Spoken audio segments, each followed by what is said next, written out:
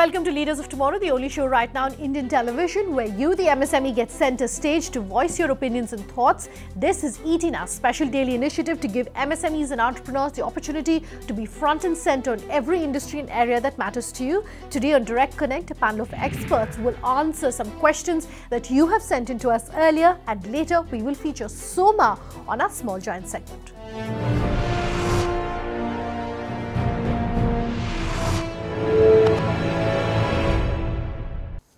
Vishal, Mr. Dalal, thank you both very much for being with us here tonight. Let's kick today's show off then with a call that's coming to us from the line of Khadir Khan. Go ahead, Khadir. मेरा question ये है कि जो ये कंपनियां जो brokerage देती हैं वो डिफरेंट तरह के ब्रोकरेज होते हैं और उसके बाद जो है ब्रोकरेज पे भी नहीं करते हैं अगर मैंने कोई डील कराई तो. Okay. Would you gentlemen then want to answer why there seems to be this difference? Yeah, Kader Khan says that the brokerage fee varies from project to project. So it depends on whether it's a seller's market or buyer's market, where the property is located. So location wise the brokerage fee will change. For example, the developer or the builder who wants to sell his apartments or flats has got good marketing strategy and sales personnel, and it advertises, people come to know of it through various media. Such builders may not want to pay much brokerage fee, but if flats are not getting sold in a particular location, then the builder may want to pay higher brokerage in order that he can get the buyers. So it will always depend on the particular property, the builder, the location. So it cannot be uniform. Okay, I think I have one word answer to his question, RERA. RERA will now regulate the brokerage that is being given to the registered real estate broker, and all the anomalies that he has mentioned will eventually be phased out. Okay. So his concerns then will be alleviated. Khadir, that's in response to your question.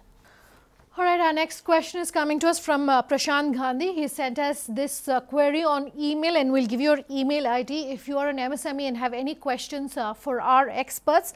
Prashant says they're manufacturers of aluminium tubes, accessories and engineering plastic tubes as well as PVC sleeves. He says, how do they remove research and development, R&D expenditure and patent expenditure from their overall working capital?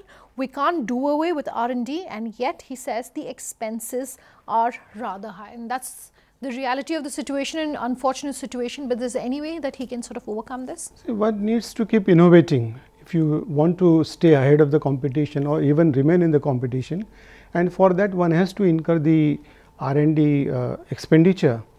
Now, if it is of routine nature, then it has to go to the P&L account. If it is of long-term nature, then whatever income tax rules permit, he can amortize over a period of time. So R&D expenditure is a must in today's context, because technology is changing. So you have to absorb new technology, you have to undertake product development, and therefore R&D expenditure is a must, and then it can be either amortized or booked to the profit and loss account. Okay, 2 points again.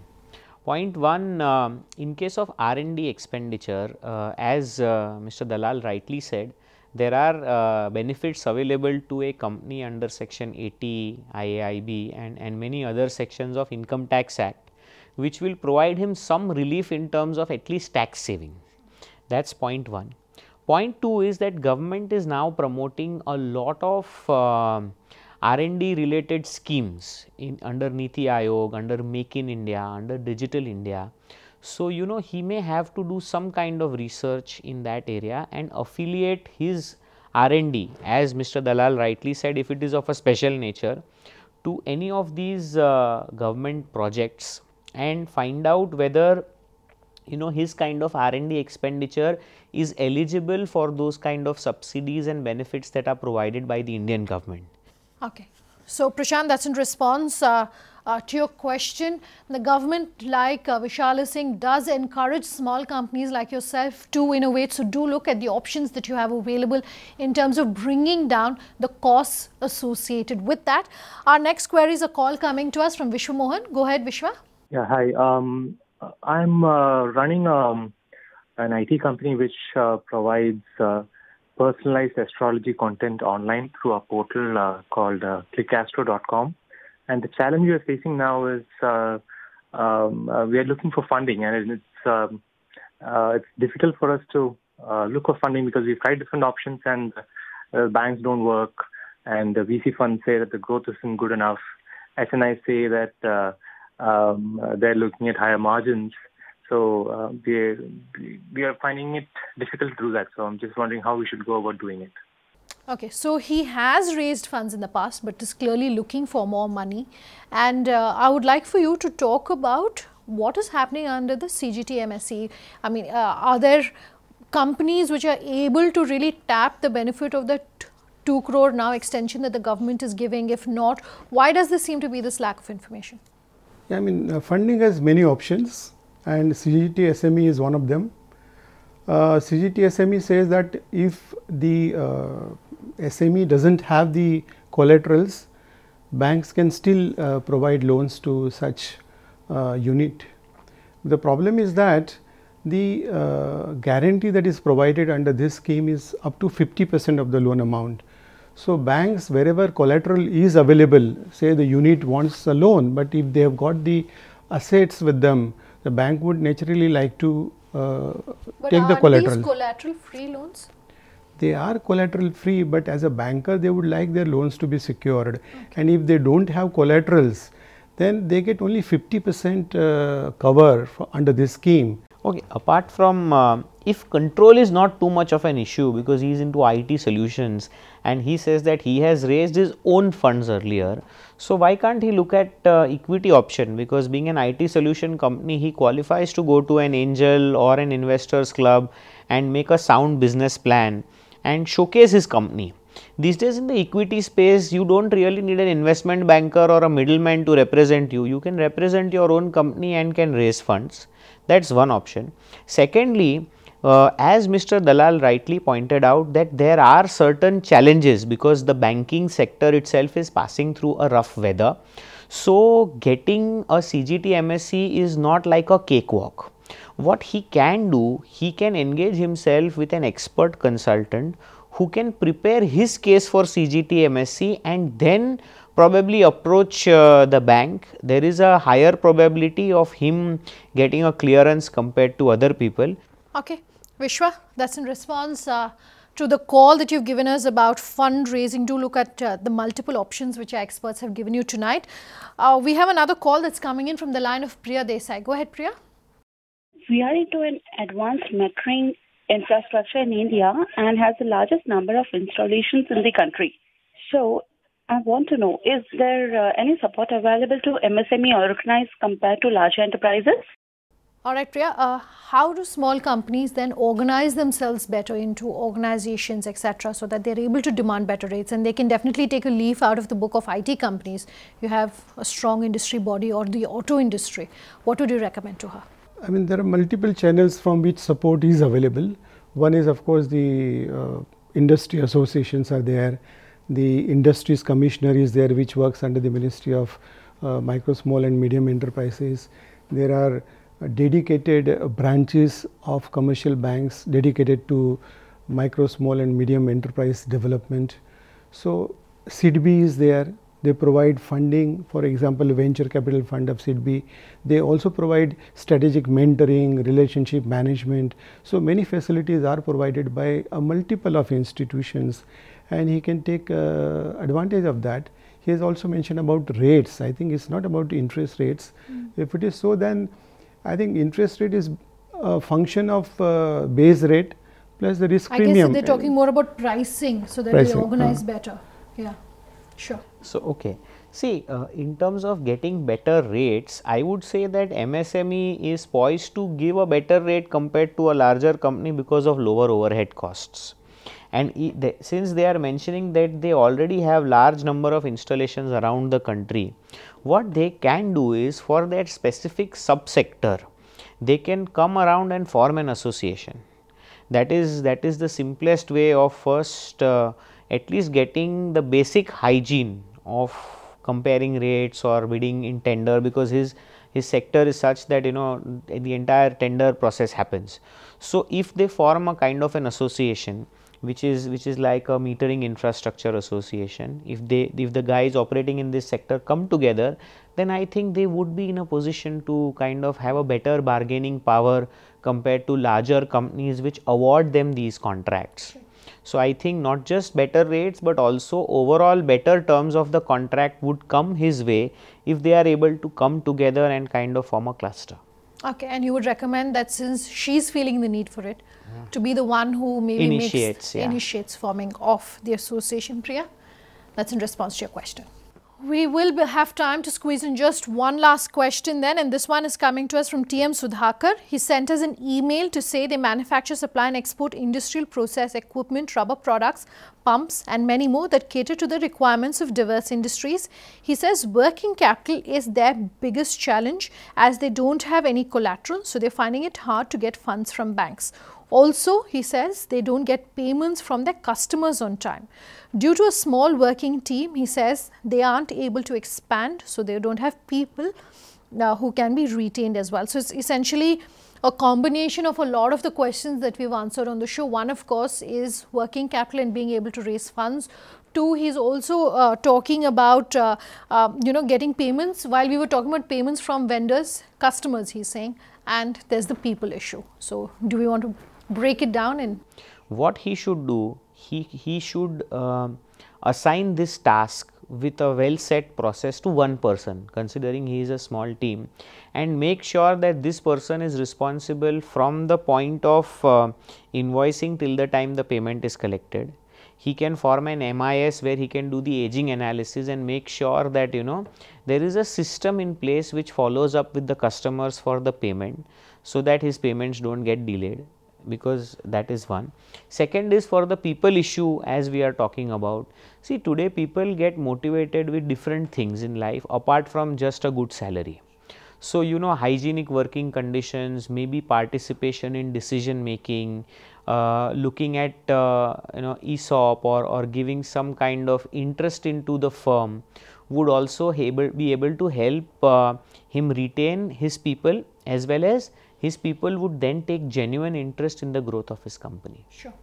Mr. Sudhakar is manufacturing and exporting industrial process equipment, pipes, etc. So, those are the, he has got the machinery to provide as collaterals, but even if these collaterals are not sufficient, he needs working capital. So, the assets created out of working capital can be hypothecated, plus whatever equipment he has, he manufactures equipment, so he will have the machinery to manufacture the equipment, can be provided as collateral.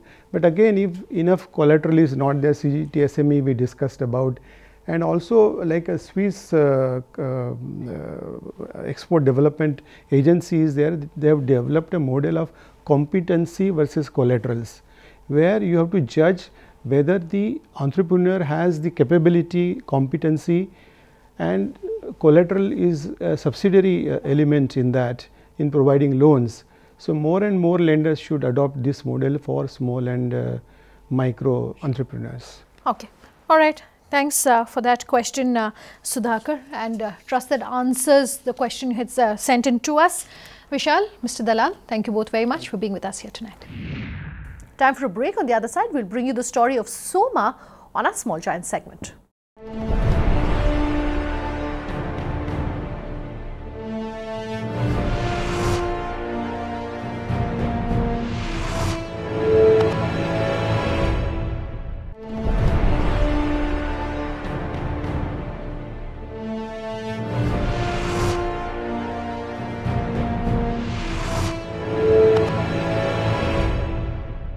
Welcome back. You're with us here on Leaders of Tomorrow, and tonight on Small Giants, we're featuring the story of Soma.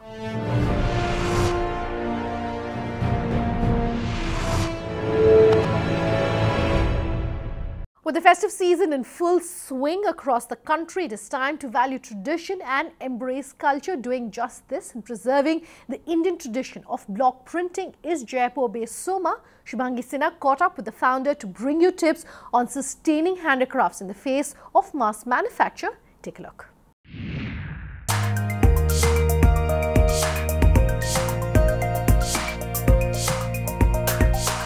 India has always known to be the land of art and culture, And in the pink city of Jaipur, this traditional block print leaves every handicraft lover with an impression so deep that it is hard to get over the sheer beauty of the craft. And in this festive season, there is no denying the charm that these handicrafts can bring to our homes. Jaipur-based Soma is one company which is bringing handicrafts to consumers in the Indian market and across the globe. Founded over 3 decades ago by Radhakrishnan Nair, the variety of products offered are a treat to the eyes.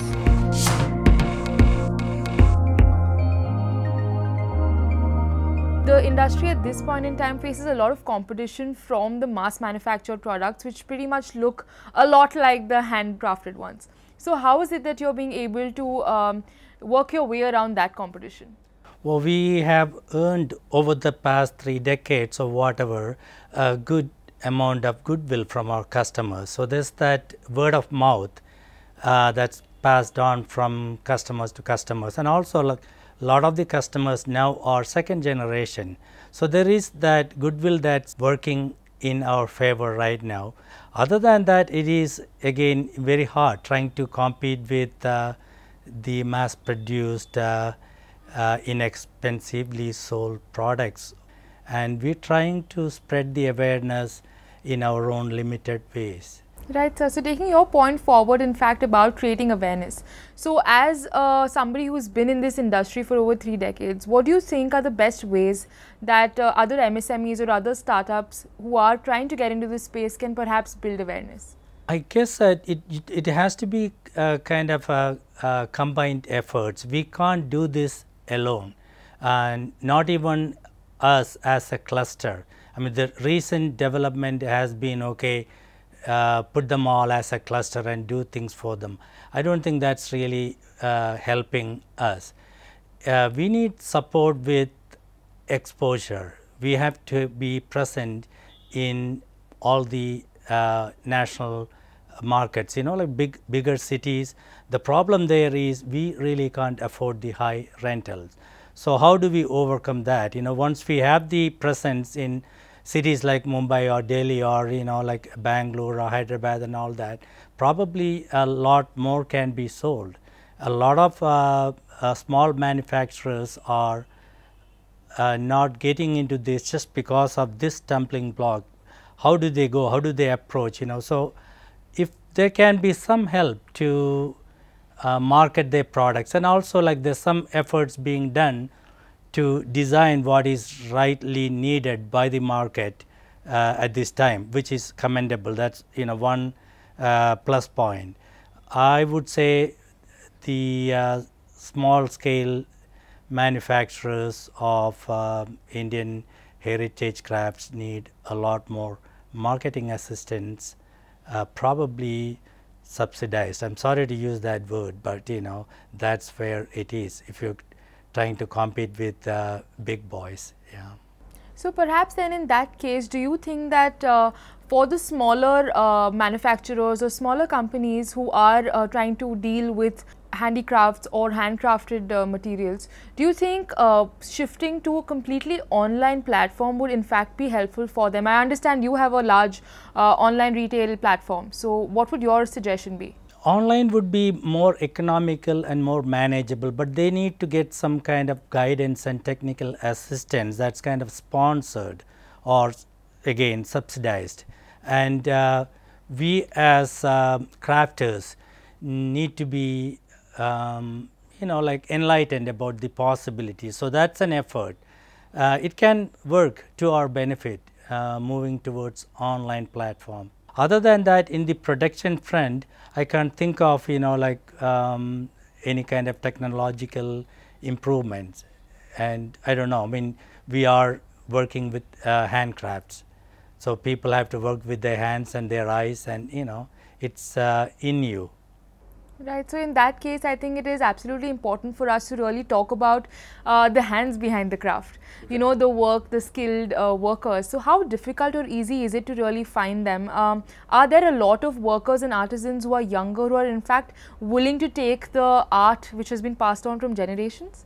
Unfortunately, no, because they've seen their forefathers suffering. You know, like the crafters in the old days did not make enough, and there wasn't much of a dignity attached to the craft, unfortunately. So our mission has been to kind of bring that dignity back into the craftsmen's lives, and there are new members of the family joining, but not as much as we would like to.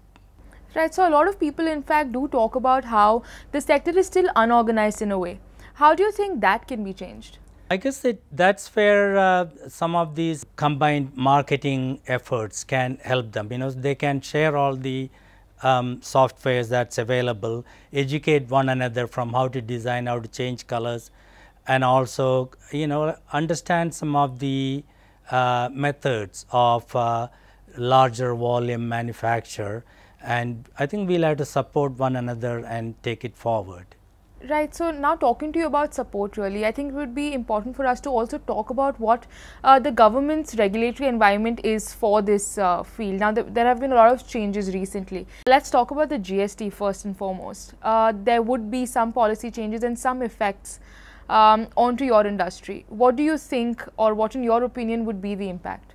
Well, right now everybody is kind of, you know, holding on to whatever they're doing. They're kind of unsure what GST is going to do. I mean, some people have started, you know, putting new labels and change the price structure and all that. But on the whole, it's going to take some more time for people to understand this new regime fully and kind of evolve their systems. Right, so now talking to you about the market, really, like I was mentioning before, that it is still unorganized, and a lot of experts really believe that the only reason that the handicrafts market is not being able to achieve its full potential is perhaps because of a misplaced branding and marketing strategy. Do you agree? What are your thoughts? I think we need to create a larger awareness among modern Indians to start with, and of course we need to create awareness all over the world.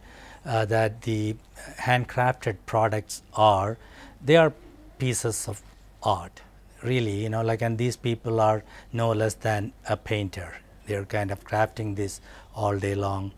Right, so now to your mind, since you've been able to have a retail structure which works really well for you, you're placed across the country as well as the globe. What are the few tips that you can perhaps leave MSMEs and startups in this industry to be able to establish a good retail chain? I would say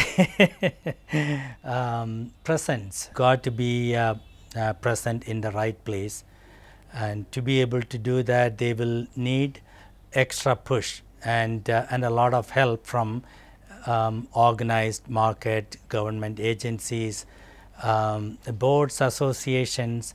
Again, coming back to, you know, my earlier point, we need a lot more support.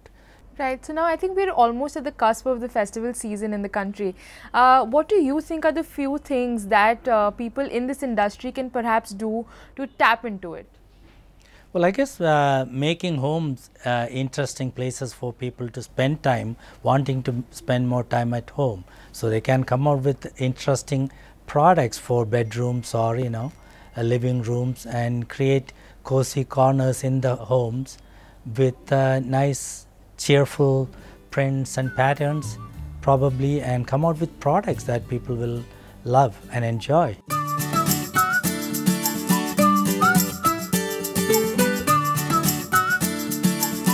A company dedicated to preserving the Indian tradition of block printing in the face of mass production, Soma's unique innovative designs and constantly evolving product bouquet stands testimony to the importance of finding the right balance between tradition and technology.